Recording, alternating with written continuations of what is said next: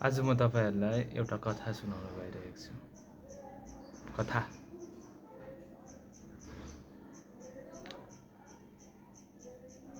एउटा गाउँमा एउटा सानो बालक थिए। ती बालक सधैँ एउटा गाउँका वृद्ध जसलाई सबैले साधु भन्थे उनी कहाँ गए र अन्य ठुला जो गाउँमा बस्थे उनीहरू पनि जान्थे र एक दिन त्यो बालक पनि गए। त्यो बालक ती अन्य ठुलाहरूसँग गए र ती सन्त ती साधुबाट कथा सुन्दै थिए।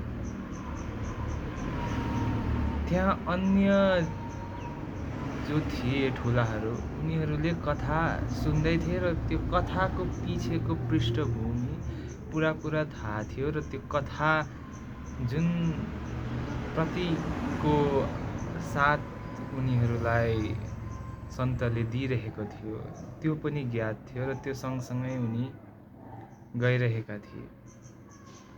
तर ती बालक त्यहाँ सुन्दै थिए कथा र त्यो कथामा भएको जुन घटनाक्रम र पात्रहरू छ ती सबैलाई उसले तथ्यको रूपमा लिँदै थिए। सन्तलाई लागिरहेको थियो कि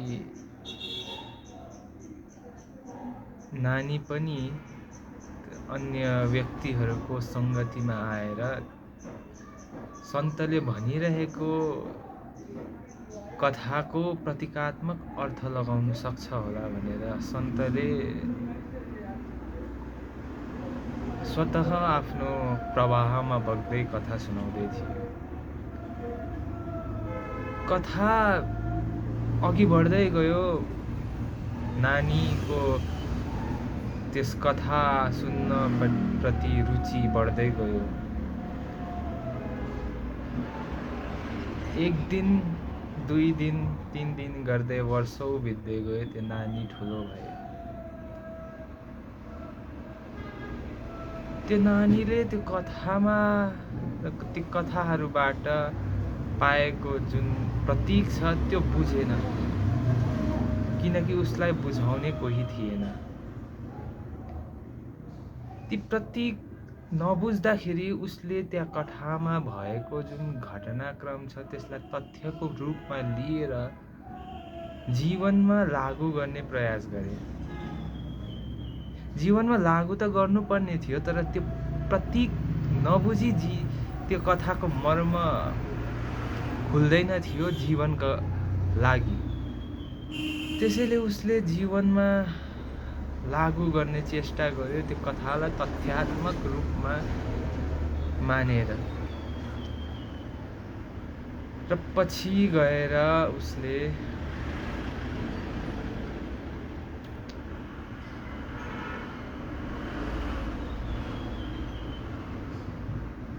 त्यो सबैमा प्रचारित गरे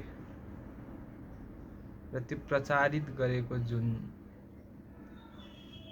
कथा थियो जसमा सन्तले प्रतीकात्मक रूपमा व्याख्या दिँदा कथाको उदाहरणहरू प्रस्तुत गरेका थिए। कुनै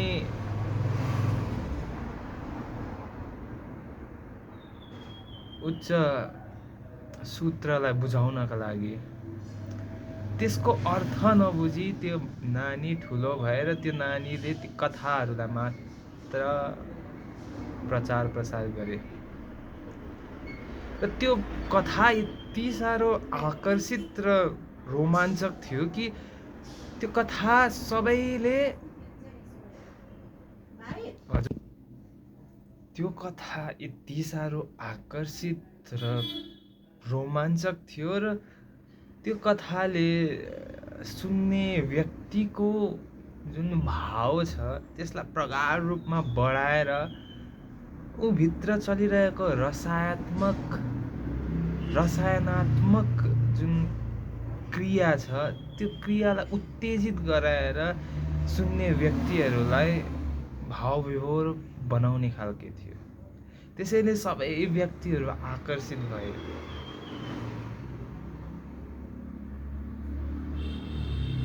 र पछि गएर त्यो कथा यति साह्रो प्रचारित भयो र त्यसको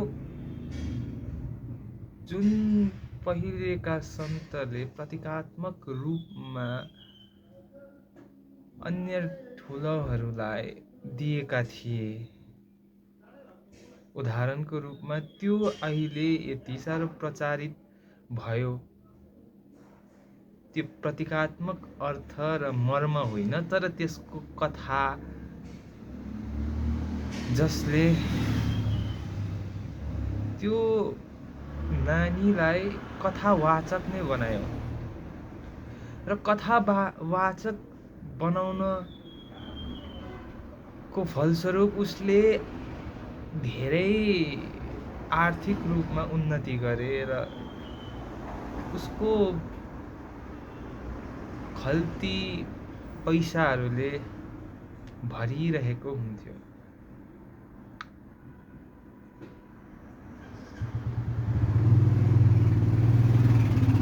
एक दिन त्यो सन्त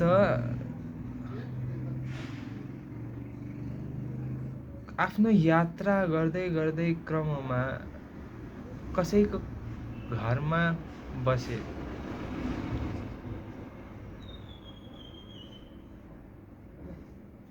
र त्यो घरमा उसले आफ्नो कथाको वर्णन सुने र त्यो वर्णन साथसाथै त्यो कथामा उनले लिएको प्रतीकात्मक पात्रको त्यहाँ जीवनमा लागू गरेको पाए। त्यो प्रतीक बुझेर र मर्म बुझेर, अर्थ बुझेर होइन, तर कथाको जुन काल्पनिक र उदाहरणका लागि लिएको जुन सन्तले थियो त्यो नबुझिकन कथालाई तथ्यात्मक रूपमा लिएर घटेको घटना त्यहाँ त्यस वासस्थानमा उसले वर्णन साथसाथै दृश्यको रूपमा पाए। र सन्त सङ्कोचमा परे र प्रश्न गरे कि यो कथा तिमीलाई कसले सुनायो? र वासस्थानमा भएका व्यक्ति जसले वास दिए सन्तलाई, उनले भने यो कथा मलाई एउटा कथावाचक सन्तले भन्नुभएको हो। सन्तको मनमा जिज्ञासा उठ्यो कि यो कथावाचक को होला र यसले यस्तो प्रचार गर्यो कथाको, तर त्यसले प्रतीकलाई नबुझाइकन साधारण मान्छेहरूलाई त्यो कथा तथ्यको रूपमा दिए र त्यो तथ्यको रूपमा दिएको कारणले गर्दा साधारण मानिसले त्यसलाई जीवनमा उतारे र त्यो जीवनमा उतारेको कारणले गर्दा अन्य जीवहरूलाई शोषण, अन्य जीवहरूको हत्या गरेर त्यो हत्या गरेर आएको जुन एउटा सामान छ त्यो सामान त्यहाँ चुलामा पाकिरहेको थियो। र यो दृश्यहरू देख्दा जिज्ञासा साथसाथै निराशाको विचार लिएर त्यहाँ घरबाट निस्किए र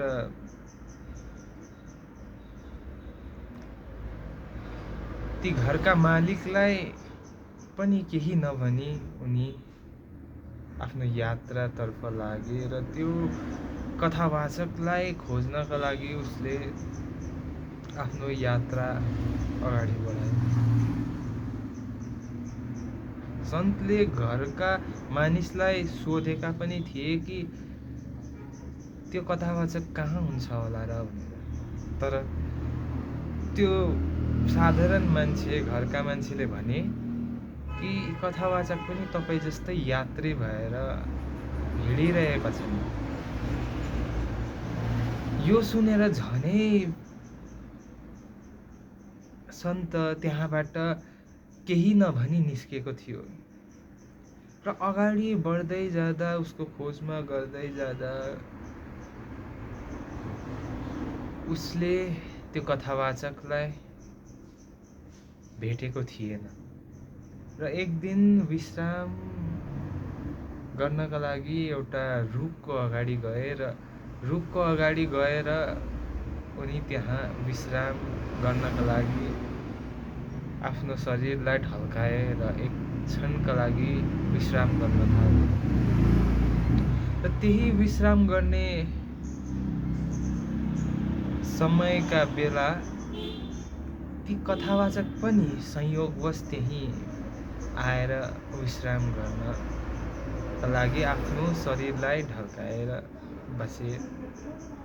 र त्यतिखेर सन्तले केही आफ्नो शरीर बाहिरको प्रतिक्रियाको झल्को पाएर उनले आँखा खोलेर हेरे र त्यहाँ कथावाचकलाई देखे। कथावाचक उनै हुन् भनेर सन्तलाई थाहा थिएन र उनले सोधे, कहाँबाट आउनुभएको तपाईँ? यो सुन्दा कथावाचकको पनि आँखा खोलियो र हेरेर भन्यो, म कथा भन्दै आएको, मलाई एउटा सन्तले कथा सुनाएको थियो र त्यो मैले जीवनमा लागू गरेर सबैका सामु प्रचार प्रसार गर्दै हिँडिरहेको भनेर ती कथावाचकले भने। र सन्तले अड्कल पायो कि यो कथावाचक मैले सुनाएको कथाहरूलाई प्रचार प्रसार गरिरहेको छ र यो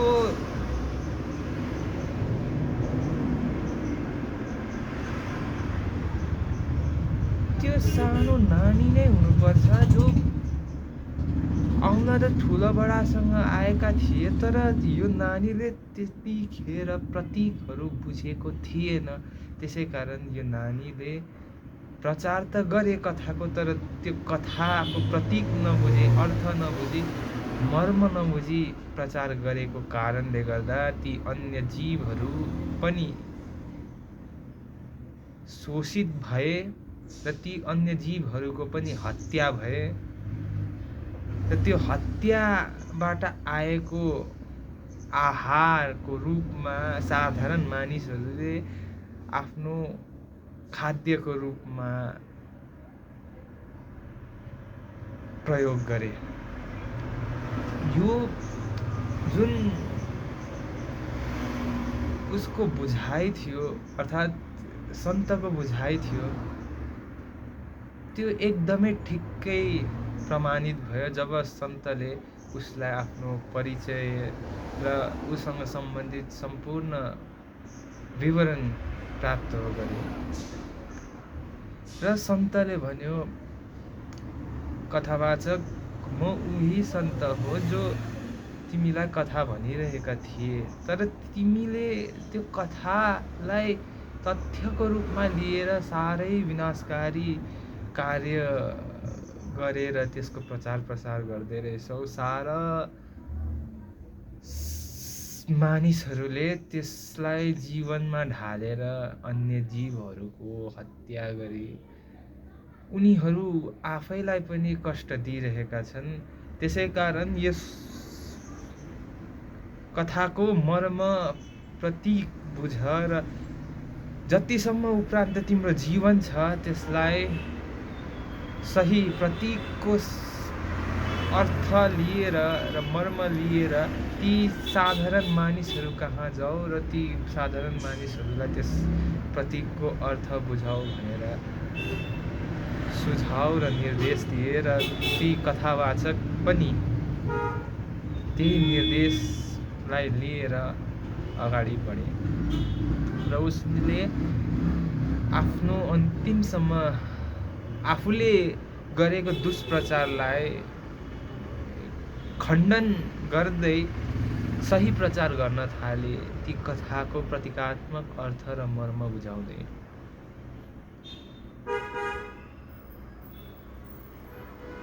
कथा खासैमा हाम्रो जुन जीवनशैली छ त्यसलाई दर्शाउँछ। कथाले हाम्रो आफ्नो जीवनशैलीको जुन प्रवाह छ त्यसलाई दर्शाउँछ। कसरी भन्दाखेरि हामीले जुन आफ्नो व्यवहारमा ल्याइरहेका छौँ त्यो पनि कुनै एउटा कथाको माध्यमद्वारा आएको र जस कथालाई हामीले तथ्यको रूपमा लिएर आफ्नो जीवनमा लागू गरे।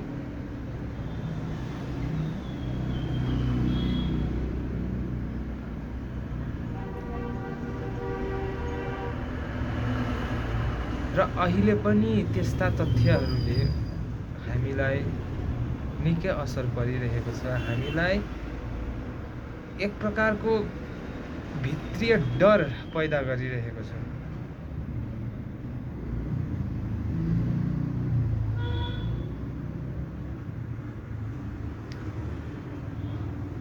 जसरी त्यो नानीलाई अन्य उसँग आएका ठुला बडाहरूले त्यो प्रतीकात्मक अर्थ नबुझाइदिएर त्यो नानीले त्यो कथालाई तथ्यको रूपमा लिएर प्रचार प्रसार गरेर विनाशकारी जुन कार्यको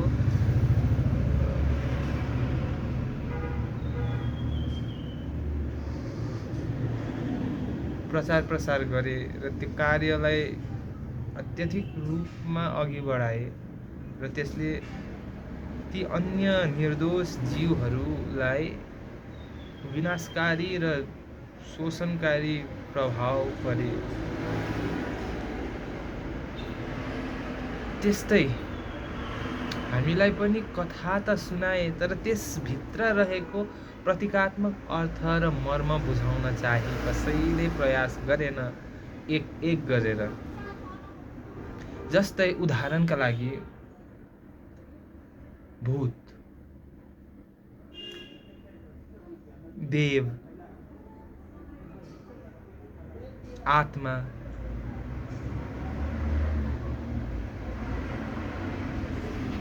इत्यादि।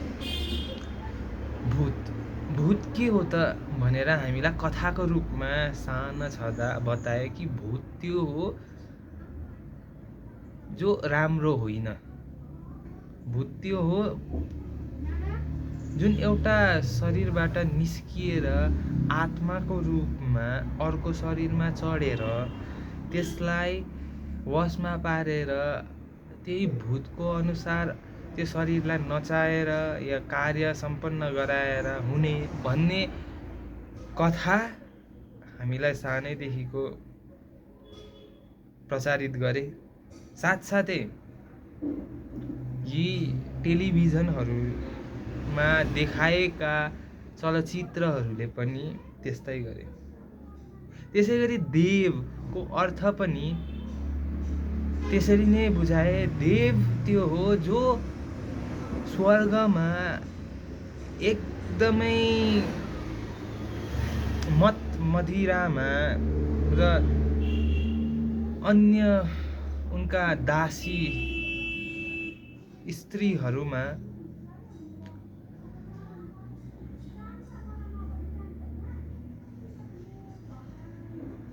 त्यहाँ उपस्थित भएर भोग गर्ने भनेर पनि कथाहरू सुनाए है।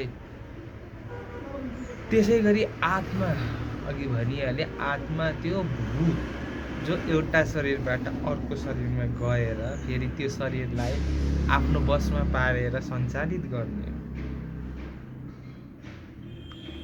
यो तथ्यको रूपमा हामीले अहिलेसम्म बोकिरहेका छौँ। तर यो तथ्य होइन, यो केवल कथा हो जुन आकर्षित पार्नका लागि जो यस्तै कथालाई मात्र सुन्ने व्यक्तिहरू छन्। यदि ती व्यक्तिहरूले ठिक प्रतीकात्मक अर्थ नै बुझ्ने भएको भए यो कथा रच्ने कुनै सरोकार, कुनै कारण नै पैदा हुन्थेन। तर तिनीहरूलाई पनि जुन प्रतीकात्मक अर्थ र मर्म छ त्यो एकदम उच्च श्रेणीको छ र तिनीहरूलाई पनि यो उच्च श्रेणीको अर्थ र मर्म बुझाउनुपर्छ जीवित हुँदा नै भनेर ती सन्तले कथा रचे। ती ऋषिहरूले कथा रचे र प्रतीकात्मक अर्थ पनि बुझाउँदै थिए। तर त्यो त्यही जुन कथा मैले सुनाएको थिएँ त्यस्तै कथाको हुबहु रूपमा हाम्रो जीवनमा पनि भयो र त्यही हामीले अहिलेसम्म आफ्नो जीवनमा हुन्छ नि हौ, यो त हो नि हौ भनेर अहिलेसम्म प्रचारित गर्दैछौँ, होइन र? अब तपाईले अलिकति मनोविज्ञानलाई एक दृष्टि दिएर पनि त्यसलाई बुझ्ने चेष्टा गर्ने प्रयास गर्नुभएको भए तपाईले यो बुझ्नुहुन्थ्यो कि तपाईले जुन देख्नु हुँदैछ त्यो देखेको जुन वस्तुहरू छ त्यसलाई एक ढङ्गले अर्थ दिएको छ र त्यो अर्थ नै मनमा संग्रहित भएर तपाईले पनि यो हो भनेर बुझ्नुहुँदैछ। जस्तै उदाहरणको लागि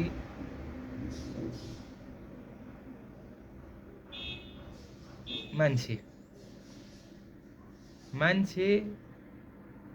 एउटा शब्द र त्यो मान्छेको शब्दसँग सम्बन्धित रहेको यस्तै ढाँचा भएको एउटा शरीर जसमा त्यो शरीरबाट ध्वनि निस्कियोस्, बोली निस्कियोस्, भाषा निस्कियोस् इत्यादि। यसरी हाम्रो मनले संग्रहित गरेर राखेका छ अर्थ त्यो वस्तुको, जुन वस्तुलाई यो वस्तु यो हो भनेर शब्दले एउटा संज्ञा दिएर राखे। त्यसै गरी जुन कथा थियो भूतको,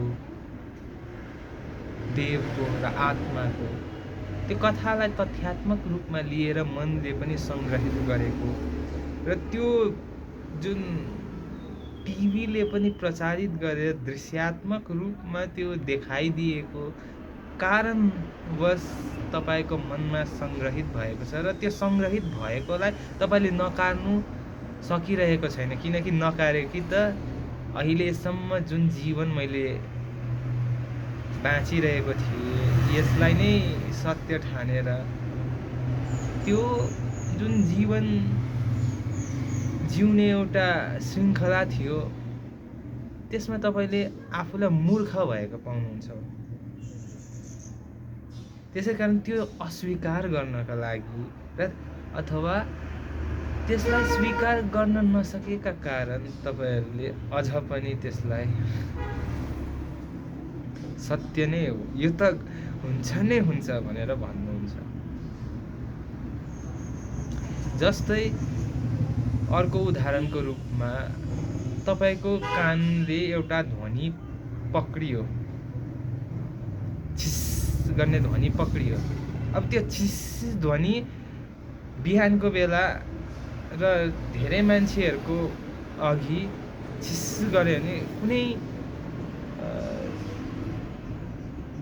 वस्तुमा घर्षण भएर निस्केको ध्वनि भनेर बुझ्नुहुन्छ। तर त्यही ध्वनि तपाईँ एकान्तमा भएको बेला र अँध्यारो रात परेको बेला तपाईँको कानले सुन्यो भने तपाईँको मनमा के को तस्विर र के को एउटा मानचित्र, के को चित्र र दृश्यहरू घुम्न थाल्छ। त्यही जुन तपाईँले सानो छँदा कथाको रूपमा र त्यो टिभीहरूले देखाइदिएको जुन दृश्य छ त्यसलाई सम्झिनुहुन्छ र तपाईँहरू सम्झिए साथसाथै तपाईँहरूको डर तीव्र गतिमा बढ्दै जान्छ र मुटुहरू ढुक ढुक ढुक ढुक ढुक ढुक ढुक हुँदै जान्छ। बुझ्नु हुँदैछ मैले के चाहिँ बुझाउन चेष्टा गरिरहेको छु?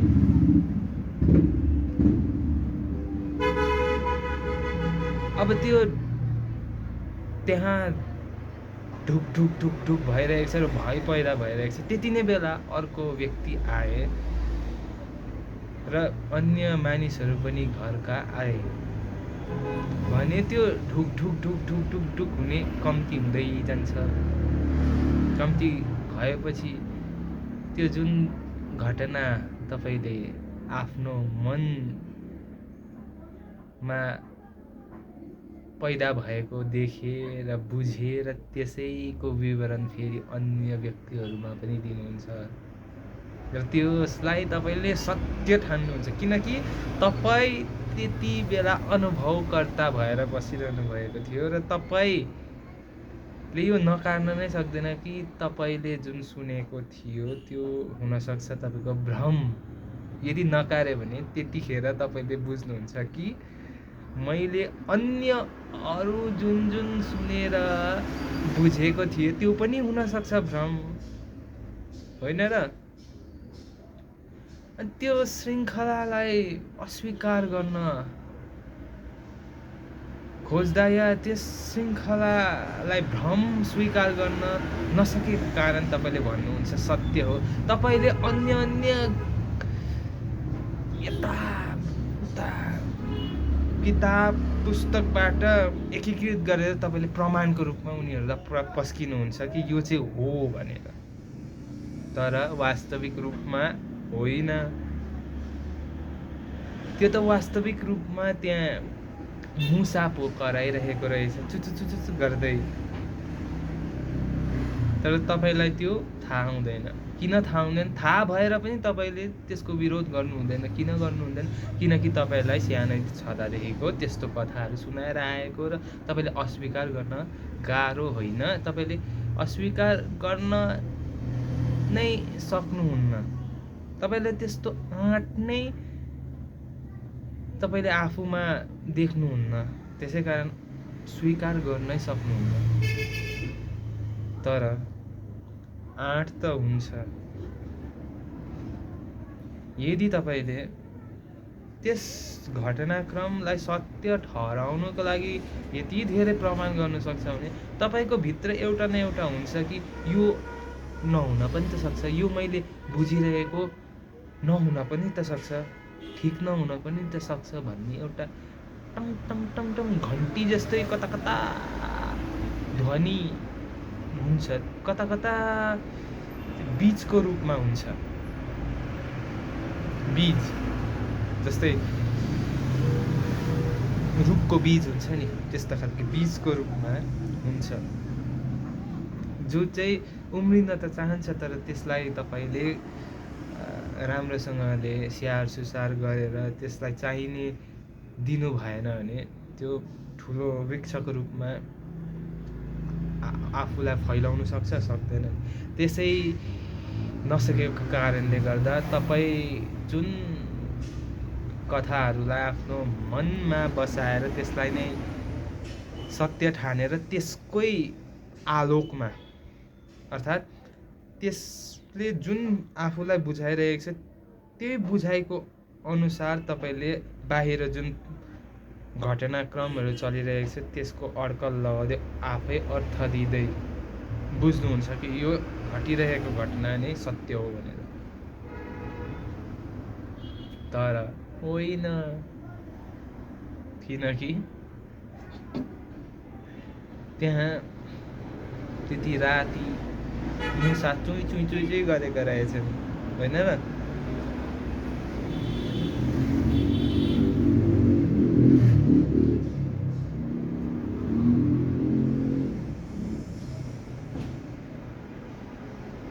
यसै गरी अन्य धेरै कुराहरू पनि छ जसलाई पछि भन्दै जाउँला यस्तै कथाहरूको माध्यमद्वारा। तर त्यो कथा उदाहरण हो है, त्यो सन्तको कथा जस्तैको जुन बालक थियो त्यो जस्तै चाहिँ नहुनुहोस् है।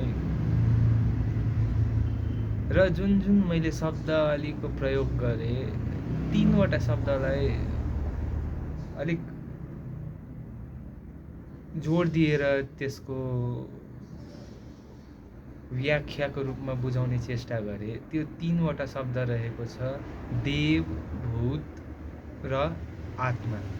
यदि तपाईँले साँच्चै नै यो 3वटा शब्दलाई र त्यो 3वटा शब्द पछाडि रहेको जुन मर्म, जुन प्रतीकात्मक अर्थ छ त्यसलाई बुझ्न चाहनुहुन्छ भने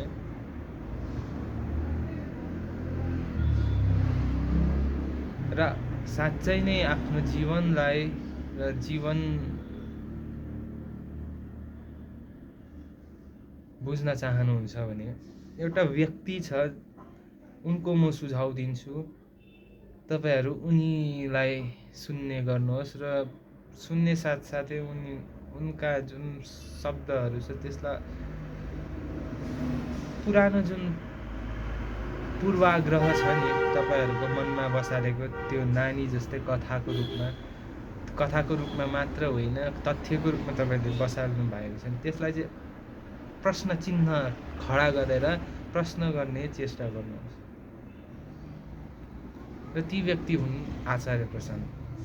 एकमात्र व्यक्ति हुनुहुन्छ जसले दिनरात मेहनत गरिरहनु भएको छ यस्तै जुन हामीलाई कथाको रूपमा प्रतीकात्मक अर्थ र मर्म नबुझाएको खण्डमा हाम्रो जीवनमा लगातार भय जस्तै त्यो दोस्रो उदाहरणको लागि मैले एउटा कथा भने, त्यो एउटा व्यक्तिको जो राति थिए र त्यहाँ एउटा आवाज सुने, छिसिसिस उसको मनमा के अगाडि नै बसिसकेका थिए त्यो दृश्यहरू, जुन दृश्यले भूत इत्यादिको विवरण दिएका थिए र त्यसैलाई उसले सत्य ठानेका थिए र अन्य व्यक्तिहरूलाई पनि त्यो विवरण प्रस्तुत गरे। तर असलमा रहेछ त्यो मुसाको छिसिचिच। त्यस्तै हामी नहौँ त्यो व्यक्ति जस्तै जसले चाहिँ दुष्प्रचार गरे आफ्नो अन्य घरका सदस्यहरूलाई पनि त्यस्तो हामी नहौँ भन्ने उद्देश्य राखेर हजुरहरूलाई सुझाव दिँदैछु कि आचार्य प्रसादको व्याख्यालाई सुन्नुहोला र त्यो जुन कथाको प्रतीकात्मक अर्थहरू छ र यो जुन 3वटा शब्दको अर्थहरू छ त्यसलाई स्पष्ट रूपमा बताइदिएको छ। उनलाई तपाईँले फेसबुक मार्फत, उनको आफ्नै वेबसाइट छ acharyaprasan.org भन्ने, त्यसका मार्फत र फेसबुक पेज, इन्स्टाग्राम, वाट्सएप च्यानलमा अन्य पनि छन्। तर यी मैले दिएको नामको सूचीहरूमा यी नामहरू हामीले हाम्रो कानमा दिनहुँ सुनिरहेको हो र हामी परिचित पनि छौँ। त्यसबाट नै सुरु गर्नुहोस् र अर्को एउटा नवीन र मौलिक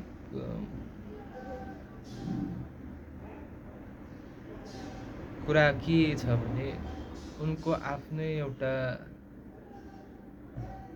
एप पनि छ प्ले स्टोरमा, जसले एन्ड्रोइड फोन प्रयोग गर्नुहुन्छ उनीहरूको लागि पनि छ र जसले अन्य आइफोन सम्बन्धी फोन युज गर्नुहुन्छ उनीहरूको लागि पनि एप्लिकेसन छँदैछ। त्यहाँ गएर तपाईँहरूले राम्ररी नै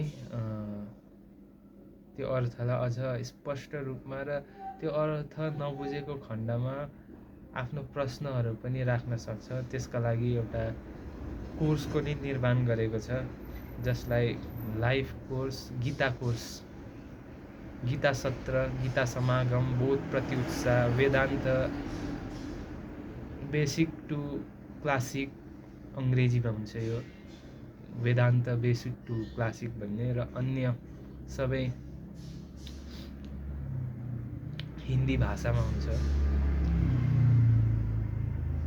जस्तै मैले भने गीता समागम, गीता सत्र, बोध प्रति उत्साह, संसरिता र वेदान्त संहिता, यी 4वटा शब्दहरूको हिन्दी भाषामा हुन्छ कोर्स। र अर्को एउटा मैले भने वेदान्त बेसिक टु क्लासिक, यो अङ्ग्रेजी भाषामा हुन्छ। र यसका साथसाथै तपाईँको प्रगति जाँच गर्नका लागि परीक्षाहरू पनि त्यहाँ लिने गरिन्छ।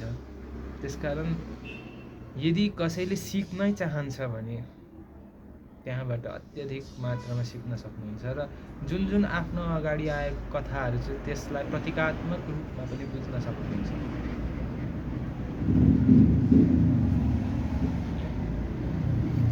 है त, के कति बुझ्नुभयो, के कति बुझ्नु भएन, के कति बुझ्न चेष्टा त गर्नुभयो तर साह्रै अन्योलमा पर्नुभयो, त्यसका लागि आफ्नो जुन प्रश्नहरू छ त्यो कमेन्टमा लेखेर तपाईँले सोध्नु सक्नुहुन्छ।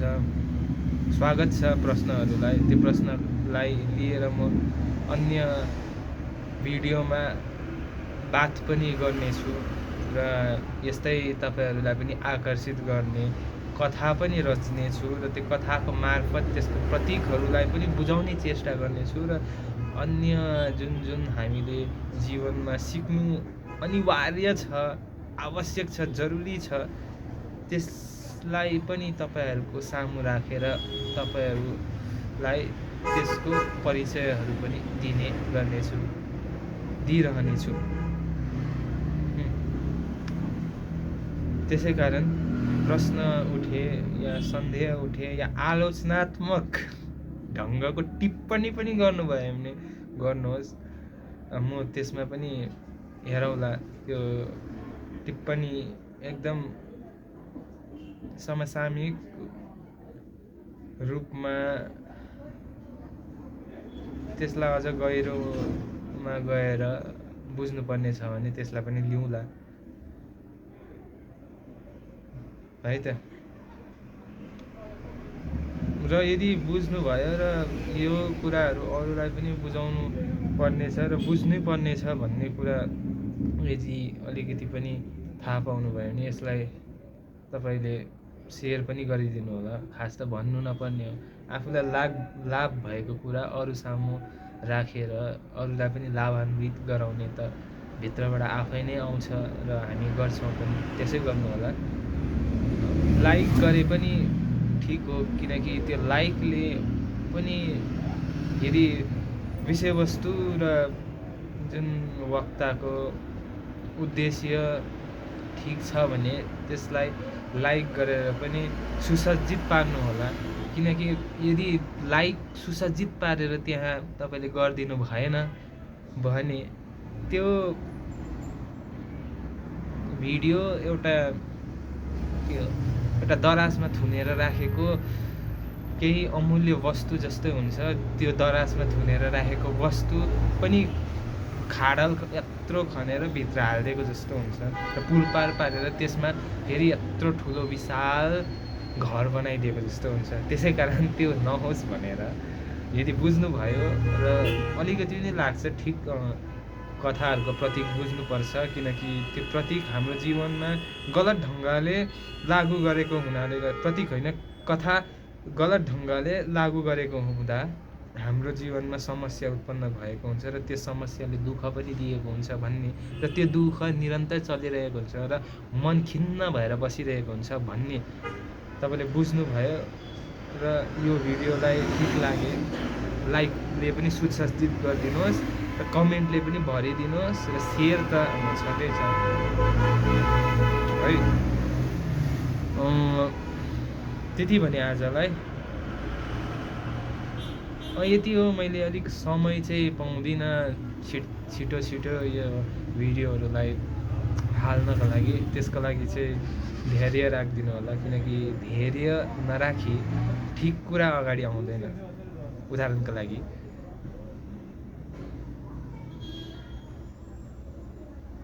धेरै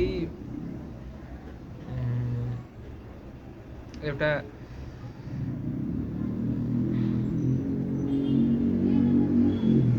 के प्रयोग गरेर उदाहरण दिउँ, एउटा बुझौँ कि एउटा त्यहाँ मैला खाने जीव छ अरे,